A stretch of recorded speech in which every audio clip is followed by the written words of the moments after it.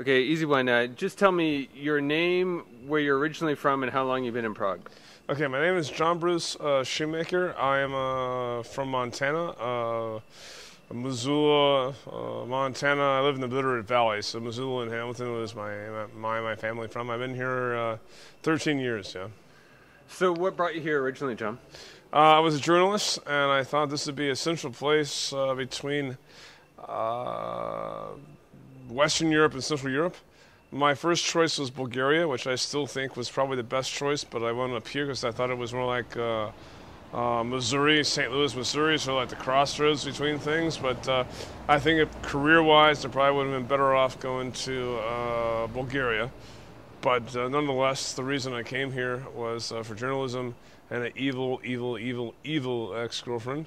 And I was quite excited, and I thought that this was the most logical place.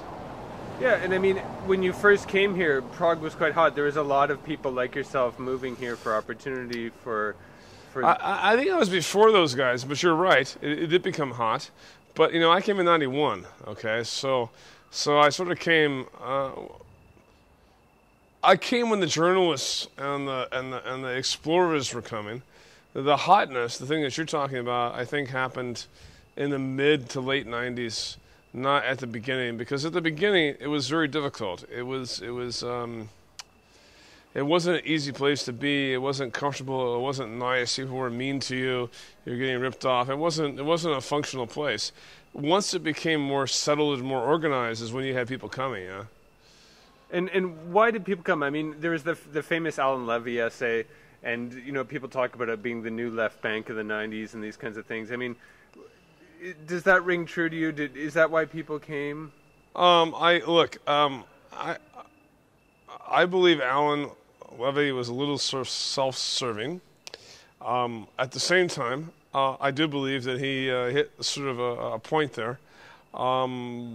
It was more about a belief than it was reality, though, all right?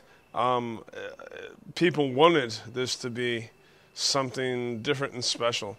And so they came because of what they wanted, not because of what it was. And this is why I think if you did some kind of backtracking or trailing of those that left, you'll find unhappy people that were ripped off, unengaged, didn't make the connections they needed to. There was a difficult place. This has never been an easy place. My analogy has always been, if you went to Nigeria, you would say, well, I'm dealing with a bunch of people that don't look like me and are dangerous and I'm not sure what's going on. And you'd be cautious, okay? Maybe cautious. I mean, I'm not saying dangerous, and there's no racial thing happening here. I'm saying, but if you come to Prague, you're saying they're all white people.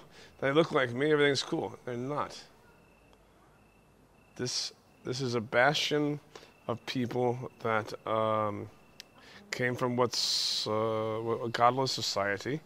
Our dollar bill has it's an ungodly trust. These people believed in who's the toughest. It's more Darwinian here, right? So a lot of people came here thinking it's going to be fun, and it wasn't. If you went to Paris, okay, you're looking at a God-fearing nation. And I'm not religious, okay? I'm not talking about that. I'm talking about you went to a place that had similarities to your experience. You came to here, they looked like they had similarities, but they didn't. If you went to Africa or China, you would know that there's a difference, because you would base it upon looks, okay, whatever. But at least you be a little careful. Here, you're saying, oh, this is just like Paris? It's not. You wouldn't go to Nigeria or Beijing and say it's just like Paris, because you know it's not. It came here, and you thought that it was the same thing, and it's not the same thing. Never was, never will be. But still, it attracted a lot of people who were writing their first novels, blah, blah, blah. And saying, yes, exactly, but they didn't get what's going on. It wasn't the same. And if they had gone to these other places with the same idea, they would have been sort of safe. But they came here thinking that it was some kind of like safe place. It wasn't. Never was. This was not a safe place.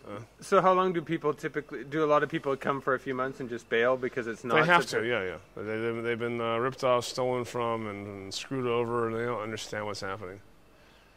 it's changing because it's being westernized and homogenized and McDonaldized.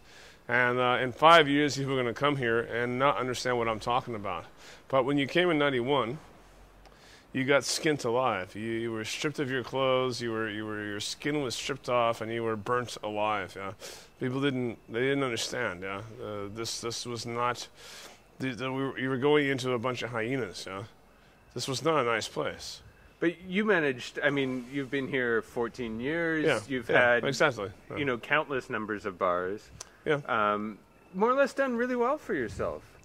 But I have the ability to do it. Not most people don't. I'm talking about something where a highly stressed environment, and I functioned within it. Yeah, like Glenn Emery, I think he'll talk to you later. I was able to function within it. Yeah, but the casualties were huge. I mean, this is like Okinawa or something. Yeah? I mean, we're talking huge casualties. There's not many survivors. What was the secret, though? I mean, why did you succeed where others failed? It's an interesting question. I ask myself the same question. I don't know, except that I'm supposed to look at you, but I don't know exactly the reason. But the reason has something to do with my. I don't know, like, who are you, right? I mean, some self-resilience, something that was inside myself that allowed me to fight against things that were wrong and evil, and maybe I'm just an obstinate, annoying guy that wouldn't say no when I was told no, and when I was cheated, I wanted my money back, and I sort of stuck with it, yeah. I don't know, maybe I'm just obstinate, yeah.